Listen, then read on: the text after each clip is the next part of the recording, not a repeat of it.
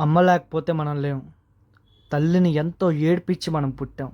అయినా సరే నువ్వు పుట్టగానే నవ్వితే నిన్ను చూసి పొంగిపోద్ది. నీ కోసం పడ్డ కష్టాలన్నీ మర్చిపోద్ది. మొదటిసారి నువ్వు అమ్మ అంటే నిన్ను చూసి మురిసిపోద్ది. ఈ బేబీలు పుట్టగానే చూడడానికి చాలా క్యూట్గా ఉంటారేమో కానీ తల్లి శరీరాన్ని నాశనం చేస్తారు. ఇంతకు ముందులా స్ట్రాంగ్గా ఉండదు ఆ తల్లి. ఒక్క డెలివరీతో బాడీ మొత్తం డెలికేట్ అయిపోద్ది. మళ్ళీ రికవరీ అవ్వాలంటే చాలా టైం పడుతుంది. మన దేశం గురించి ఎవరైనా ఎక్కువ పొగుడుతున్నారనుకోండి, నమ్మకండి. ఎంతోమంది తల్లిల్ని తగలబెట్టిన దేశం మనది. నీ ఆచారాల కోసం, నీ సాంప్రదాయాల కోసం ఒక ఆడదాన్ని ఎన్ని కష్టాలు పెట్టకూడదో అన్ని పెట్టాం.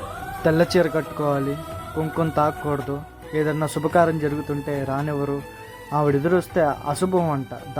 దాక్కొని చచ్చారు మన అమ్మమ్మలో నానమ్మలో. ఆచారం ముసుగులో బతుకుతున్న మూర్ఖులం మనం. ఇప్పటికి కూడా ప్రతి గంటకో రేప్ జరుగుతుంది.